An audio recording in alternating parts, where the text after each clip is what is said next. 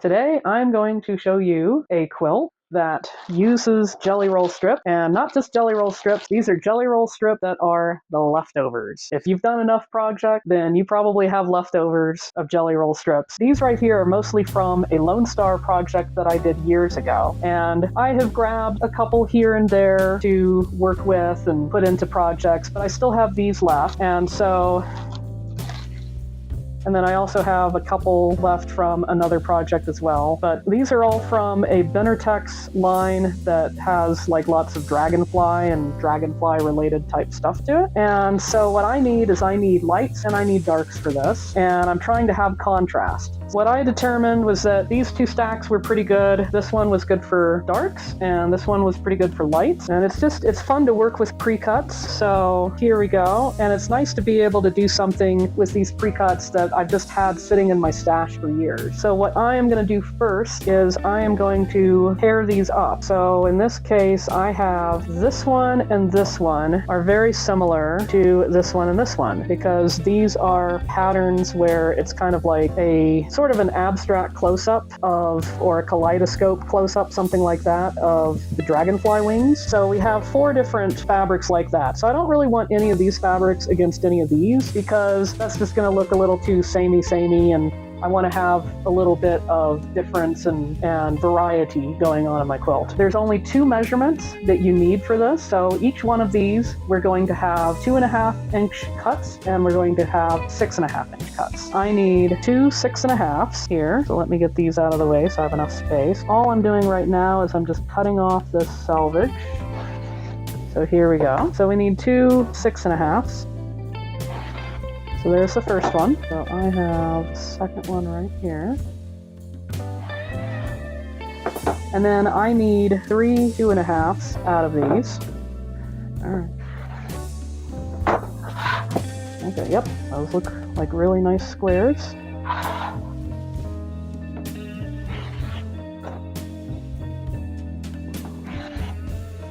gonna put that there. I'm gonna put that there and that there.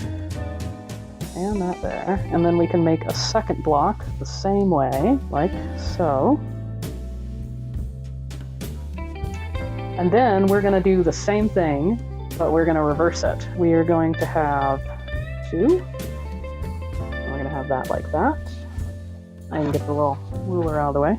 And then have our little center square. This center square will be right there. And then we have these 2, and we have those 2, and then we got these 2 and these 2, and then I just sew these up.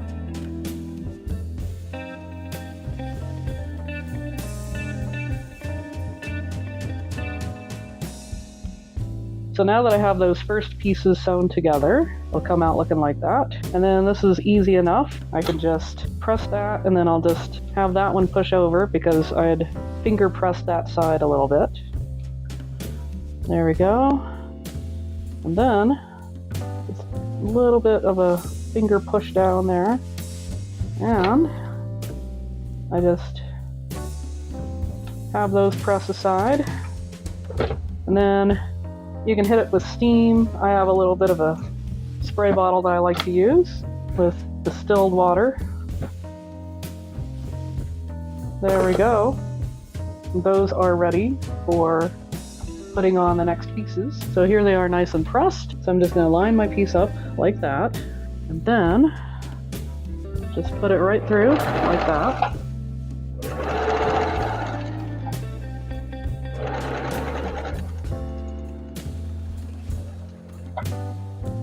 And then I take the next one and do the same thing.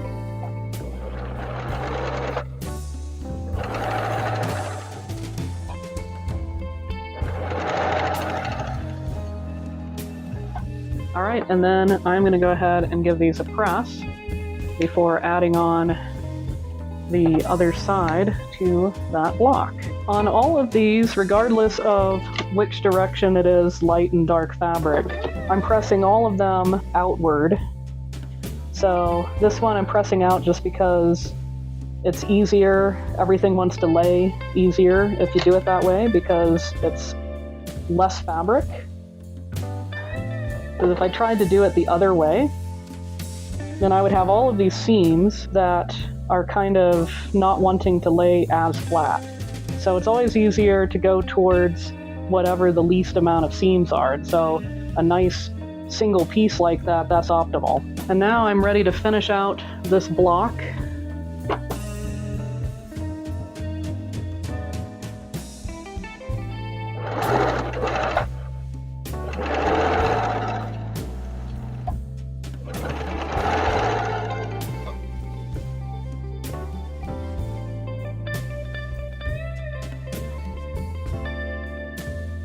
So now I have these all nice and formed up, but this is not the end block. Now this is a very nice looking block, and there are plenty of quilts that would feature a block like this, definitely. But this one is going to be a little bit of a twist. So this sort of a block, you could call it a square and square, but there is an established quilt block called a square and square that definitely looks different than this and features kind of a more like a diamond than a square. So maybe we could call this a hole-in-one. So have these little hole-in-one blocks here, and then you got to go through and do that with all the other strips. And after you've done all of that cutting and all of that pressing and sewing, then you will end up with these blocks.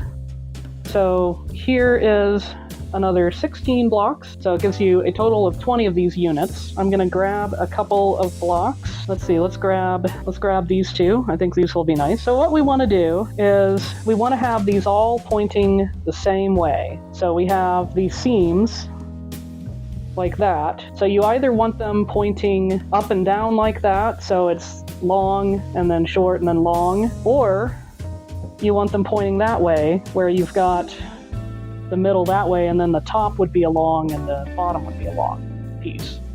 Decide which way you're going to do it, because this is important so that you can avoid having to match seams up. Because if you have to match seams up, remember we pressed everything to the outside, and so that means that there's not going to be any nesting that's possible. So what we do is we want to go for the inside corners, not the outside corners, because as you can see here, there's a pretty good amount of kind of wonk that went outside of it, and that's because jelly rolls are not washed fabric, and so they will do a little bit of shrink whenever you steam them and when you're pressing these blocks, and that is exactly what has happened.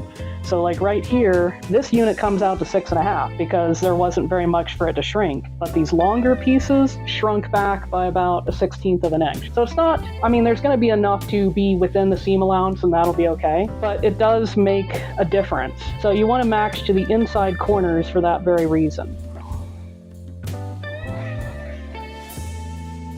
Okay, and then we're gonna do the same thing over here.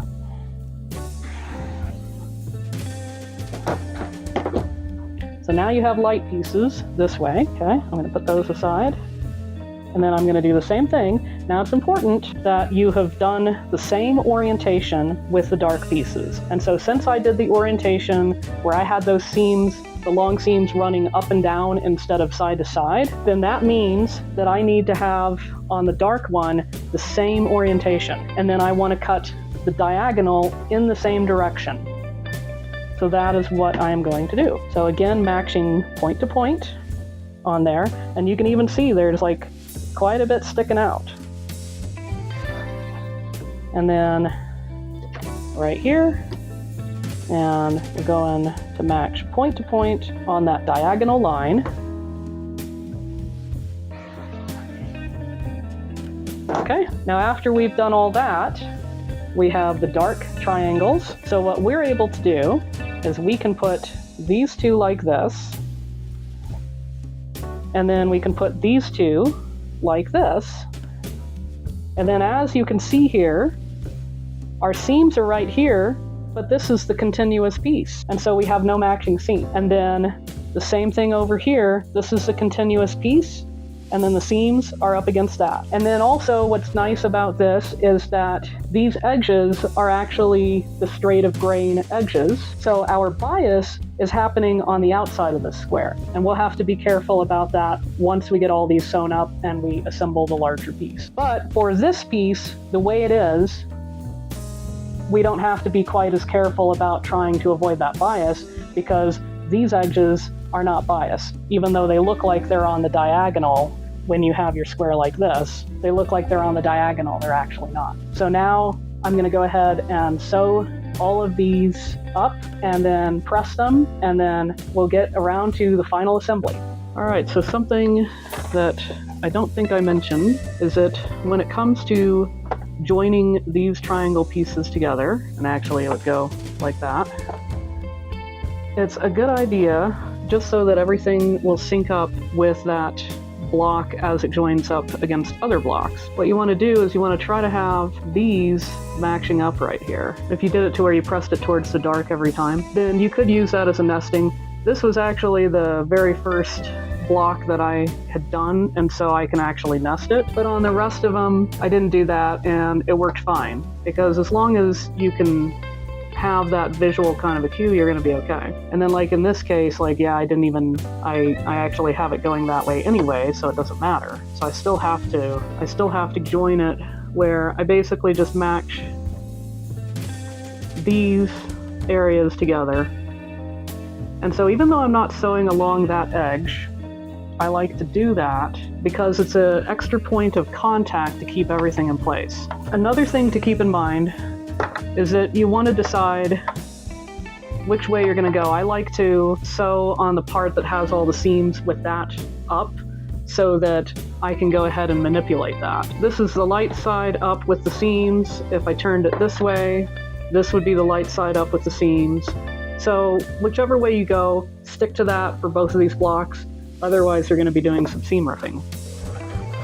And then another thing you want to do is match up your 1/4 inch with this part here that's on the bottom that doesn't have any seams, because that's going to be the more accurate way to go. And so it's not going to look pretty, it's not going to be all nice and lined up. So for anybody that's really fussy about that, that's probably going to bother you a little bit, but it will work out if you do it that way.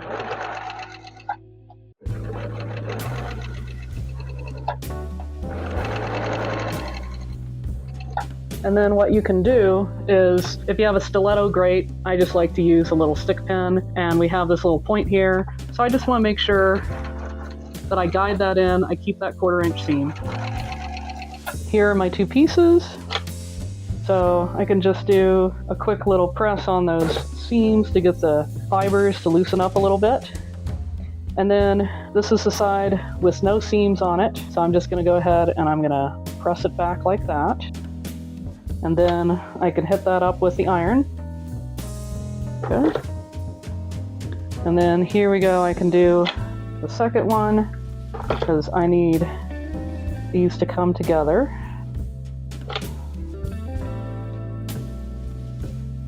All right.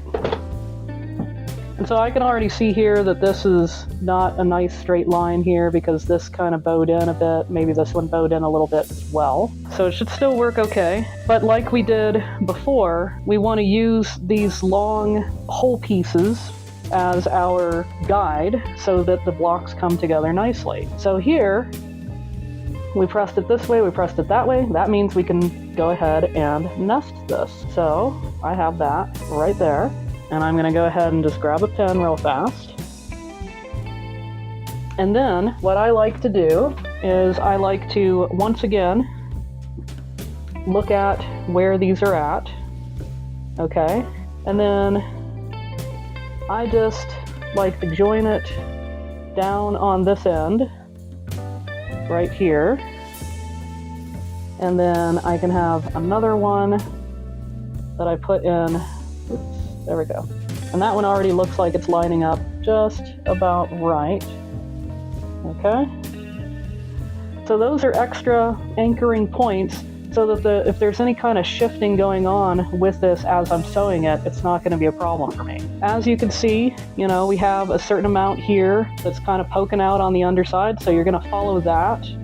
That pink underside there is going to be what goes along the 1/4 inch mark. So that means that this bit is going to be under 1/4 of an inch, and it's okay because it's at most about 1/8 of an inch off. So there's still going to be enough fibers that it holds together fine. So now I can go ahead and get these sewn up. So I'm just going to grab another one of these pens because I have this leading edge right here.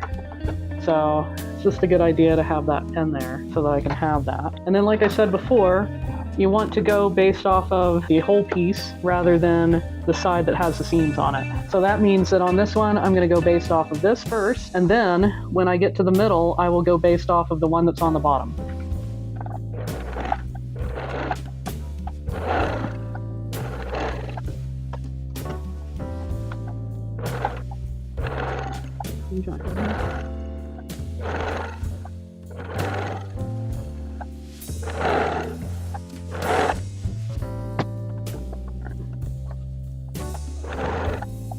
And one of the things you can do is when you get to this middle bit, you can do a couple of back tacking over that middle seam.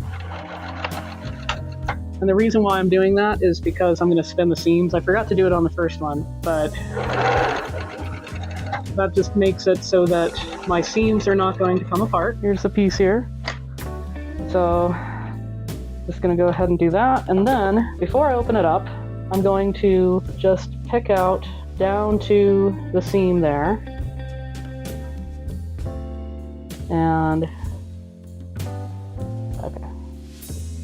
And then by doing that, I can spin these seams. And so that will make it so that this center spot is completely flat. Makes it easier if you want to do fancy quilting over it. I'm probably just going to do either stitch in the ditch or stitch near the ditch on this one. But just in general, I like it because it makes for a very nice and flat type of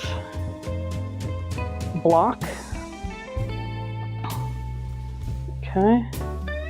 And then I'm just stretching it slightly, but trying not to stretch it a bunch because these sides now are a bunch bias.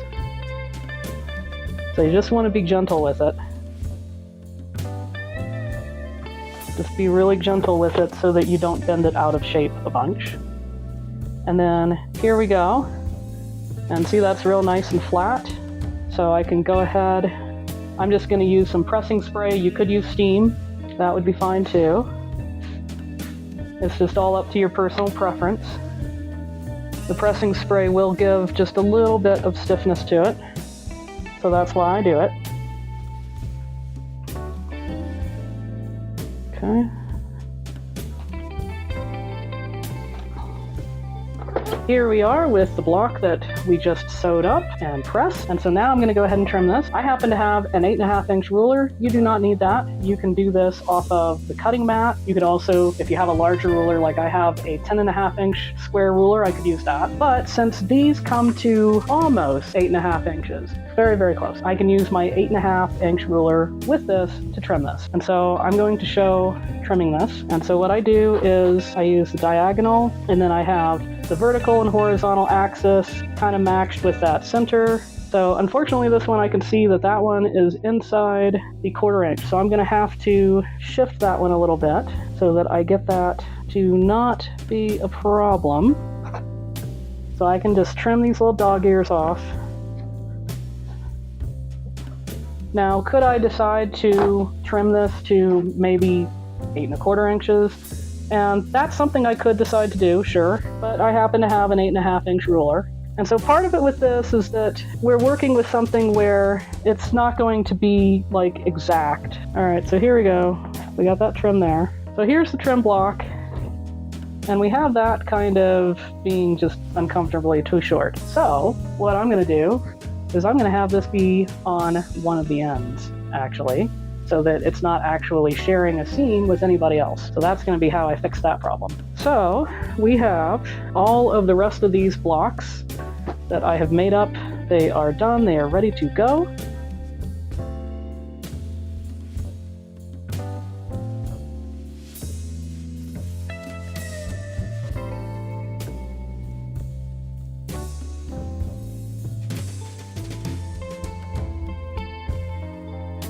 And now for the moment we've been waiting for.